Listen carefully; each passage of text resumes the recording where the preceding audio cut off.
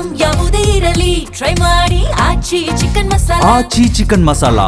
ಕೊಲ್ಲಿ ರಾಷ್ಟ್ರಗಳ ಮಧ್ಯದ ಈ ಯುದ್ಧ ಭಾರತದ ಮೇಲೆ ಒಂದ್ ಹಂತಕ್ಕೆ ಕಮರ್ಷಿಯಲ್ ಸಿಲಿಂಡರ್ ವಿಚಾರಕ್ಕೆ ಸಂಬಂಧಪಟ್ಟಂತೆ ಇಂಪ್ಯಾಕ್ಟ್ ಬೀರಿದೆ. ಆದ್ರೆ ಪೆಟ್ರೋಲ್ ಡೀಸೆಲ್ಗೂ ನಿಜಕ್ಕೂ ಅಭಾವ ಇದೆಯಾ ಅನ್ನುವಂತ ಪ್ರಶ್ನೆ ಇದೆ. ಕೊಲ್ಲಿ ಯುದ್ಧದ ಮಧ್ಯೆ ವಾಹನ ಸವಾರಿಗೆ ಅತಿ ದೊಡ್ಡ ಗುಡ್ ನ್ಯೂಸ್ ಸಿಗ್ತಾ ಇದೆಯಂತೆ. ಪೆಟ್ರೋಲ್ ಮತ್ತು ಡೀಸೆಲ್ ಮೇಲಿನ ಅಬಕಾರಿ ಸುಂಕವನ್ನ ಇಳಿಕೆ ಮಾಡಲಾಗಿದೆ ಅನ್ನೋದರ ಡೀಟೇಲ್ ಸಿಗ್ತಾ ಇದೆ.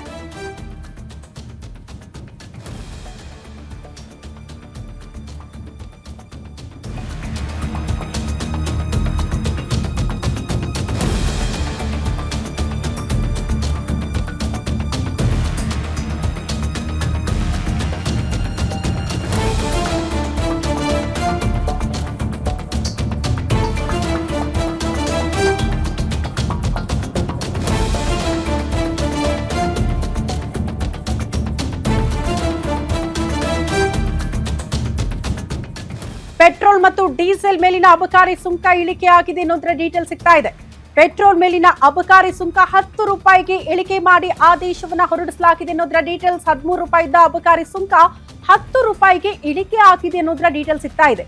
ಕೊಲ್ಲಿ ಯುದ್ಧದ ಮಧ್ಯದಲ್ಲೂ ಕೂಡ ವಾಹನ ಸವಾರಿಗೆ ಈ ರೀತಿ ಗುಡ್ ನ್ಯೂಸ್ ಸಿಕ್ಕಿರೋದು ಮೋಸ್ಟ್ಲಿ ಜನಸಾಮಾನ್ಯರಿಗೆ ಸ್ವಲ್ಪ ಮಟ್ಟಿಗೆ ನಿರಾಳರಾಗಬಹುದು ಅಂತ. ಯಾಕಂದ್ರೆ ಬಹುತೇಕ ಕಡೆ ಅಭಾವ, ಕೃತಕ ಅಭಾವನ ಗೊತ್ತಿಲ್ಲ, ಒಟ್ಟಿನಲ್ಲಿ ಬೆಲೆ ಏರಿಕೆಯ ಬಿಸಿ ಮೇಲಿಂದ ಮೇಲೆ ತಡ್ತಾ ಇದೆ ಜನಸಾಮಾನ್ಯರಿಗೆ. ಹಾಗಾಗಿ ಇದರಲ್ಲೂ ಕೂಡ ಸ್ವಲ್ಪ ಮಟ್ಟಿಗೆ ಜನಸಾಮಾನ್ಯರಿಗೆ ರಿಲೀಫ್ ಕೊಡೋದಕ್ಕೆ ಕೇಂದ್ರ ಮುಂದಾಗ್ತಾ ಇದೆ ಅನ್ನುವಂತಹ ವಿಚಾರ ಗಮನಿಸಬೇಕಾಗುತ್ತೆ. ಪೆಟ್ರೋಲ್ ಡೀಸೆಲ್ ಮೇಲಿನಿರುವ ಸುಂಕವನ್ನ ಈಗ ಕಡಿಮೆಗೊಳಿಸೋದ್ರ ಮೂಲಕ ವಾಹನ ಸವಾರರಿಗೆ ಗುಡ್ ನ್ಯೂಸ್ ಕೊಡಲಾಗಿದೆ ಅನ್ನೋದ್ರ ಡೀಟೇಲ್ ಸದ್ಯ ಸಿಗ್ತಾ ಇದೆ.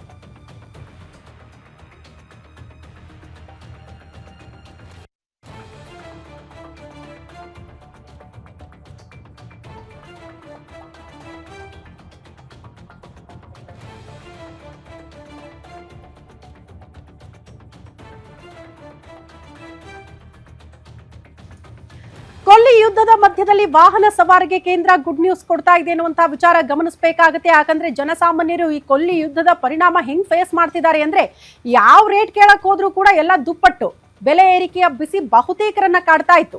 ಪೆಟ್ರೋಲ್ ಡೀಸೆಲ್ ಬೆಲೆಯಲ್ಲೂ ಕೂಡ ಏರಿಕೆ ಆಗಿದೆ. ಬಹುತೇಕ ಕಡೆ ಪೆಟ್ರೋಲ್ ಬಂಕ್ಗಳಲ್ಲಿ ಇರುವಂತಹ ಸಮಸ್ಯೆಯನ್ನ ಎನ್ಕ್ಯಾಶ್ ಮಾಡ್ಕೊಳ್ಳೋದಕ್ಕೆ ಪೆಟ್ರೋಲ್ ಬಂಕ್ ಮಾಲೀಕರು ಕೂಡ ಮುಂದಾಗ್ತಾ ಇದ್ರು. ಹಾಗಾಗಿ ಜನಸಾಮಾನ್ಯರು ಇದರಿಂದ ಪರದಾಡಬಾರದು, ಆತಂಕಕ್ಕೆ ಒಳಪಡಬಾರದು ಅನ್ನೋ ಕಾರಣಕ್ಕೆ ಇಂಥ ಪರಿಸ್ಥಿತಿಯಲ್ಲೂ ಕೂಡ ಕೇಂದ್ರ ವಾಹನ ಸವಾರಿಗೆ ಒಂದು ಗುಡ್ ನ್ಯೂಸ್ ಕೊಡ್ತಾ ಇದೆ. ಪ್ರಮುಖವಾಗಿ ಪೆಟ್ರೋಲ್ ಮತ್ತು ಡೀಸೆಲ್ ಮೇಲಿನ ಸುಂಕವನ್ನ ಇಳಿಕೆ ಮಾಡೋ ಮೂಲಕ ಇಷ್ಟು ದಿನ 13 ರೂಪಾಯಿ ಸುಂಕ ಇತ್ತಂತ, ಈಗ 10 ರೂಪಾಯಿ ಆಗಿದೆ. ಅದು ಅಂದ್ರೆ 3 ರೂಪಾಯಿ ಕನ್ಸೆಷನ್ಸ್ ಕೊಡ್ತಾ ಇದೆ ನಿಮಗೆ ಕೇಂದ್ರ. ಅದು ಗಮನಿಸಬೇಕಾಗಿರುವಂತಹ ವಿಚಾರ.